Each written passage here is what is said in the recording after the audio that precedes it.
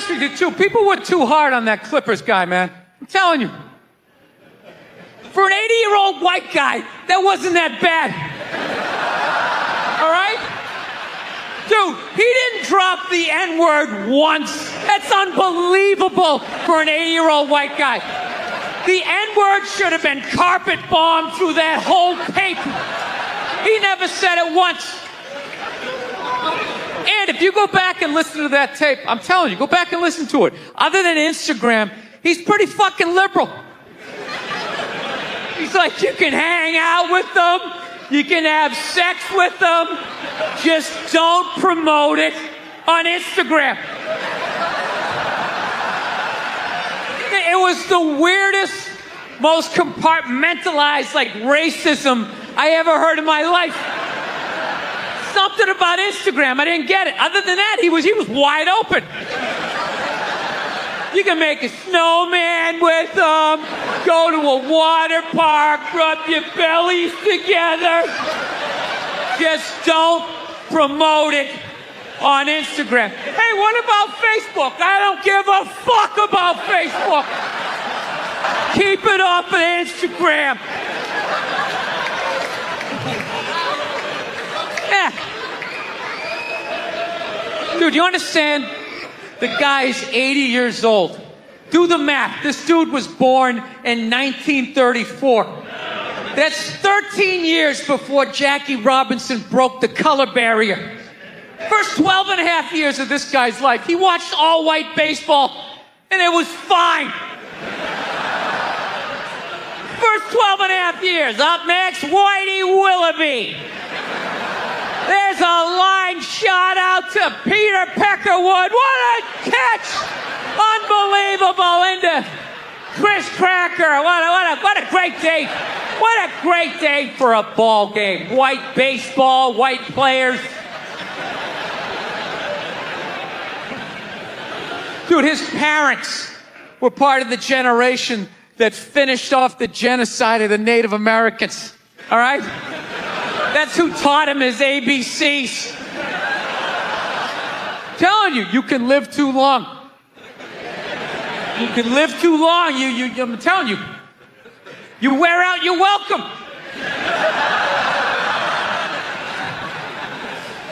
I swear to God, this fucking guy, I bet in the 1940s he was considered like a hippie. You know? Just walking around, hey, you can hang out with them. You can have sex with them, man, you know? His dad's getting all pissed off. Let me tell you something, see? You stay with your own. Hey, you stay with your own.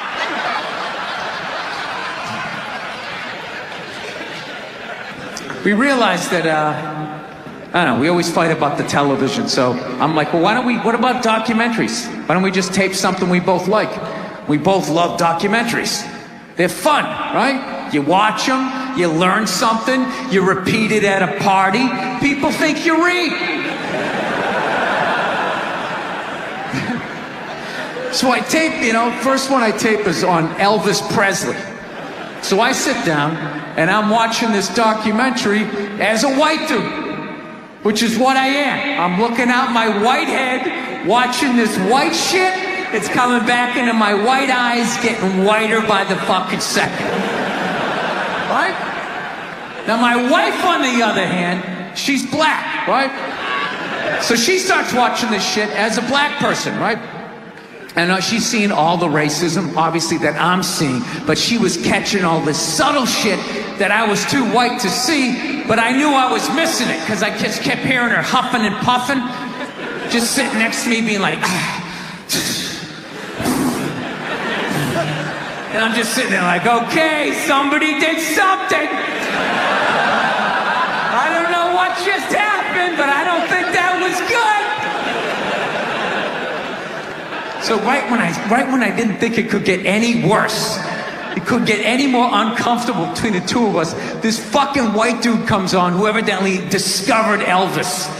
And he's like 190 years old, and he comes out, starts talking. He's just like, well, basically, I was looking for a white boy that could take the down and dirty, nasty blues and combine it with the pristine, angelic sounds of bluegrass.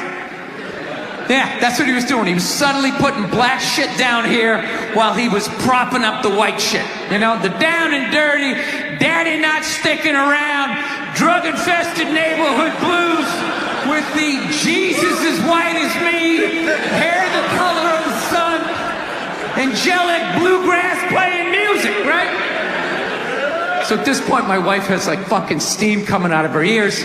So I make a judgment call. I just fucking shut it off, right? And she looks at me, she's like, why did you shut that off? Why did you shut it off? I was like, because you're about 3 minutes away from yelling at me like I produced this music. All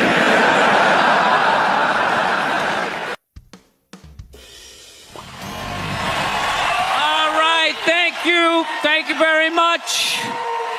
How are you? Please be seated. Good evening, thank you. Welcome. Welcome to this lovely theater here in downtown Montreal. It's unbelievable. Can't understand you. Female voice does not travel well. I don't know what it is. Up close or in a whisper can make your dick hard, but beyond 10 feet, it just sounds like a couple of birds fighting over a French fry or something, you know?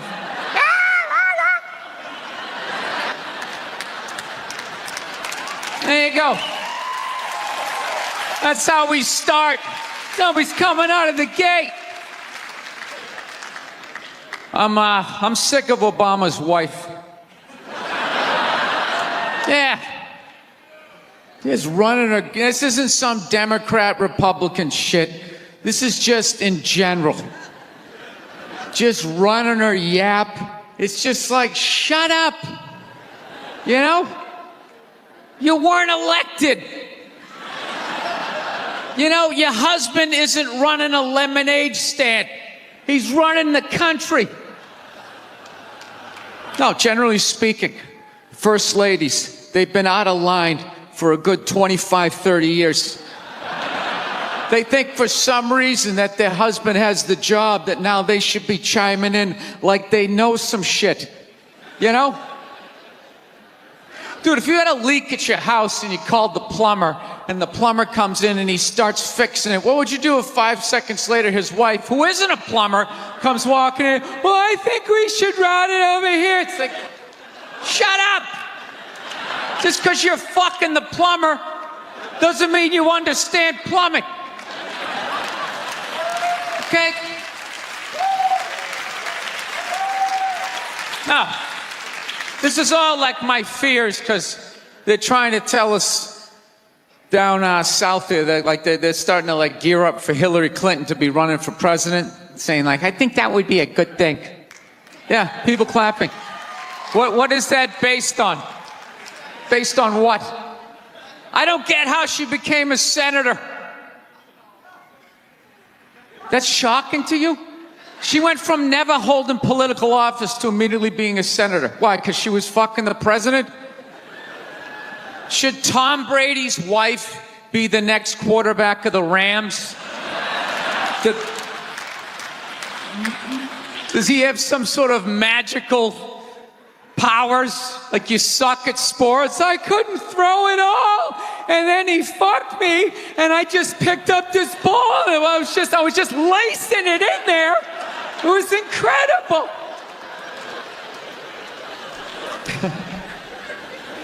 Dude, it all started with Nancy Reagan. That's where it first went off the rails, you know? She came out with her little bird body, you know, just their big head. Just came walking out, say no to drugs, and people off your heroin, say no to that. She just walked back. Hillary had her stupid health care plan. Obama's wife's running her yap on 60 Minutes, you know? I got to give it up to the Bushes. They had their women in line. They did. Barbara never said shit. She smiled every once in a while. She threw something in there. George W.'s wife, I don't even know her name. Stu was in office for 8 years. I don't even know her fucking name. What's it like, Beth? or Paige or something like that. He had her on lockdown. Going out there tonight, I'm giving a speech. And when I say something and they laugh, you're going to nod. You're going to smile, and you're going to nod that head.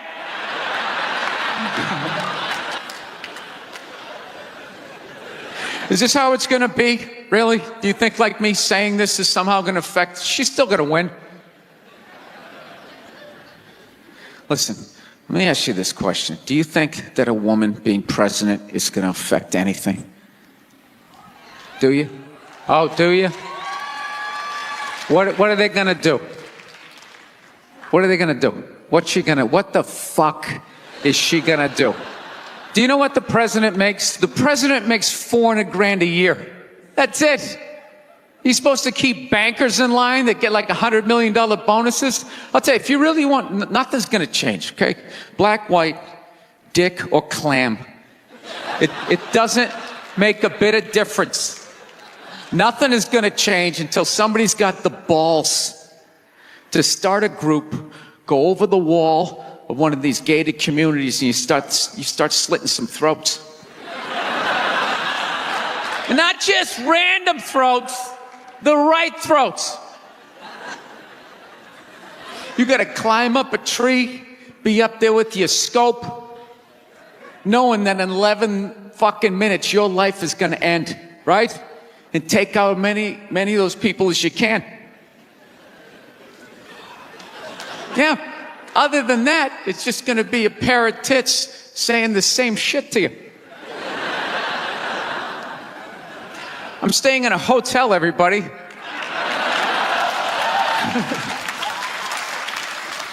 I like staying in hotels. They make me feel comfortable. I feel safe in a hotel. You know, you got the lobby. There's always somebody down there in case an axe murderer comes in. That's the first person that's going to get killed. You can hear their screaming when you're up in your room. Gives you a chance to plan. Barricade the door, you know, turn on the shower, hide in between the mattresses, right? Little misdirection. Back in the day, I used to stay in motels. I hated staying in motels. Could never feel safe. You were lying in a bed 2 feet from a door that just opened up out into a parking lot. Anybody in the world could just come walking up, kick the door open, you motherfucker, just drag you out of the bed. And you're just lying in that bed, so not ready to have a fight to the death. Sitting there half naked, like nodding off. Meanwhile, there's some guy on the other side of the door with a chainsaw, like. You're lying there like, it's kind of early to be trimming the hedges. But when that dude comes through that door, you lie to yourself as a man that if something like that happened, dude, I'd just jump up, grab a lamp, let's fucking do this. You know what the reality is? Most people, the best you could do is maybe make a weird noise. Just be like, and that would be it. That would be it. That dude just come in. The last thing you'd see is just ceiling carpet, ceiling carpet, ceiling carpet, ceiling carpet, ceiling carpet. Looking upside down back at your own body, right? I will say this. What I do enjoy about this theater is nobody has told me it's haunted. Anytime you go into a theater, they always give you the history. It was built 1948. It was a tribute to Rocket Richard. Everybody chipped in, blah, blah, blah, blah, blah, blah. And we have a ghost. His name is Michael. I immediately lose all respect for anybody over the age of 8 that still believes in ghosts. It's like, really? You still believe in specters and goblins? What is the end game of being a ghost? I don't get it. You can go anywhere you want to go in the world. You're just going to stay in a basement for the rest of your life? Just waiting for once every 6 months somebody comes down to check the boiler and you get to be like,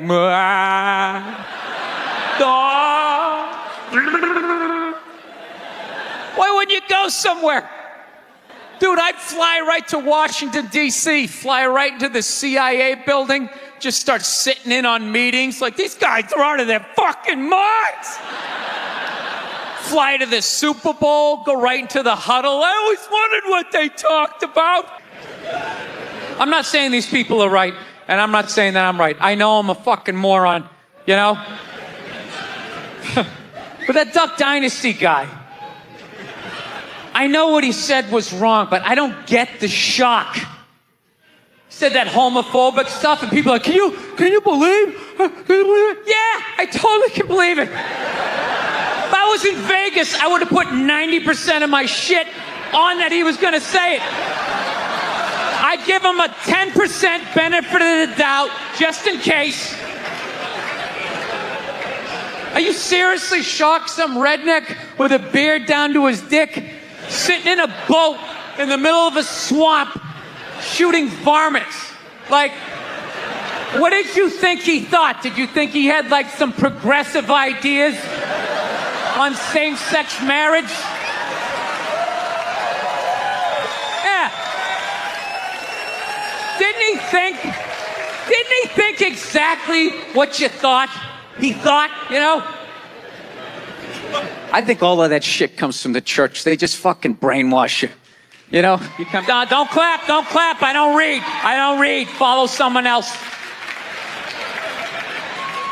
I'm telling you. They brainwash you. Come to the church, your brain's all empty. They just fill it up like a jelly donut. Just brainwash you. Say what we say when we say it. Say it again, then you can go home to your toys. All right, I'll say it. I'll say it again. Now can I go home to my toys? Right? And you repeat everything they say. The good, the bad, and the fucking horrific. They stick a star in your forehead. You're a big boy. The big people like me. You get on with your life. People in the stands. I mean, that's just like what's entertainment for me now, you know? I like that Jimmy the Greek moment that happens in sports, you know? Like once every 4 or 5 years, you know that? Like some 50, 55-year-old white dude tries to explain why black people are kicking the shit out of white people in practically every major sport, you know? And it always goes down the same way, right? There's always like 3 white dudes, and the one white dude in the middle, he's always like the guy with like the theory. You know, he's always, you know, it seems these African-American athletes, they seem to have this quick twitch muscle fiber. You know, there's slow twitch, and there's this quick twitch. And the second the dude says that, like the other 2 white dudes start like sliding out of frame, like, okay, this guy's getting fired, and I'm not going to be part of this highlight. Nice knowing you, Ned. Keep that seat warm, right? And the dude in the middle, he's just like hell-bent on getting fired. You know, he starts like bringing up slavery. And evidently they were breeding the strongest man with the strongest woman and that quick twitch. And literally 20 minutes later, that dude's on TV. He's like fired, right? He's crying. His family's standing there. He's got like a box of shit from his desk with like an Emmy sticking out. He's like, I don't know what I said. I was just talking about the quick twitch and the slow twitch. And I wasn't just trying to make a point. No, I love that. I love seeing people mess up their careers like that. It's just funny to me. Plus, I gotta admit, as a white dude, on some level, I have to believe in that theory, because it's like, are white dudes that bad at basketball? I can't even watch the NBA anymore, man. It's like every highlight, the white dude's like that, the black dude has like his nuts in his face. Fucking, ah! I'm just sitting at home like, for the love of God, tackle the guy. Jesus Christ, get out of the way. Do you ever get tired of those 2 nuts flying over your head? You know you're going to be on SportsCenter. Just get out of the way. Dude, I'm telling you, there's got to be something to that theory. I saw this show one time on runaway slaves. It was one of the most amazing programs I've ever seen in my life. Dude, when you ran away as a slave, you just didn't run to the end of the driveway and be like, fuck that job. Just start walking down the street. Dude, you had to like run through whole states. There's dogs chasing you, you're hurdling shit, you're swimming. Those were the first fucking triathletes. And there was nobody helping them out. There was no dude on the side of the road like, come on, man, 2 more states, you're in Ohio. Suck it up, you're looking good, looking good. Yeah, dude, you were on your own. Is it any wonder? 250, 300 years of that shit, and then I'm gonna D you up in gym class? It ain't happening. I come from hundreds of years of alcoholics. I got like half a liver, you know what I mean? It's just...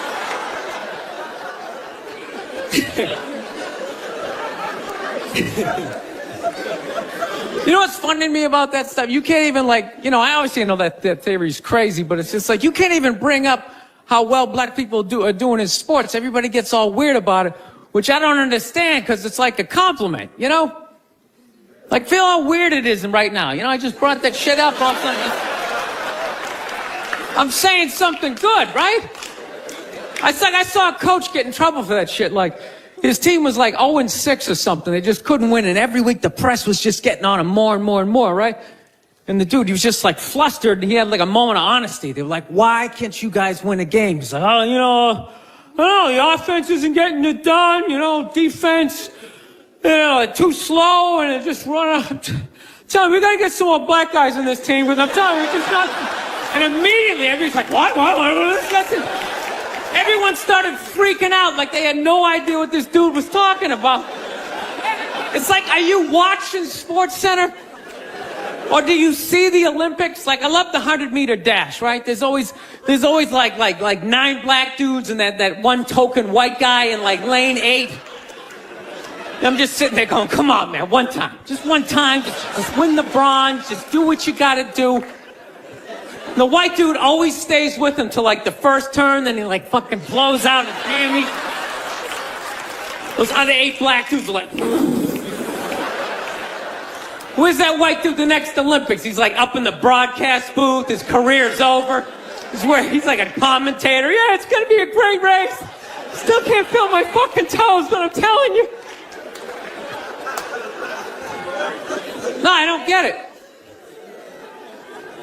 It's like a compliment. We're saying you're fast. That's a good thing, right? People start all freaking out. Oh, you're acting like that's all we can do. You're saying we can't be scientists. No, we're not. All we're saying is if there was a race to the microscopes, you fuckers would win. We're just saying that you're fast. You get there first. Your lab coat would be flapping in the wind. I get there like 3 minutes later, all cramped up. Are you looking at bacteria? No, you go first. You just go first. Jesus Christ. That was a Volvo. The guy ran by a Volvo in street shoes. I've never seen that before in my life. No, I get into those arguments all the time. All the time. Friends of mine will be like, well, how come anytime a black athlete does something, they say it's an athletic move. Anytime a white athlete does it, they say it's an intelligent move. And it's like, well, fair enough, man. It just depends on what you're doing. You know what I mean? It's like, you know, if you read a defense, white or black, that's an intelligent move, right? But if you take off from the foul line, jump over 9 other dudes, and throw the shit down, those other 9 guys aren't standing there like, fuck, why didn't I think of that shit? Here I am dribbling around, guys. That's some superhero shit. She had like a cape flapping in the wind with a big S on your chest.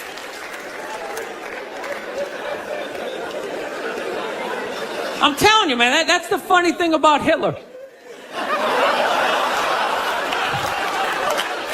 Just let me finish. Let me work my way through this idea. No, that's my favorite sports clip is that Jesse Owens shit. I just love it because their whole angle was fucked up. He made Hitler leave in like the 3rd quarter, right? He's putting down his number 1 finger, just fucking walking out of the stadium. Jesus Christ.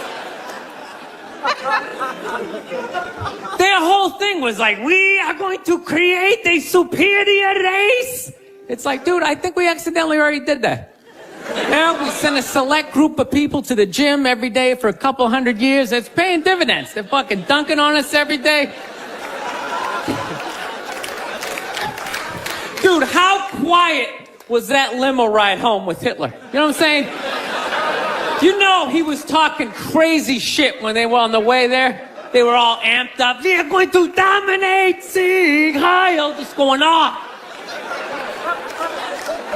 That whole ride home, they're just sitting there all quiet. You're sitting next to an even angrier than usual Adolf Hitler, trying to make some sort of small talk, like, it is one nice day, isn't it? You know, nice boots.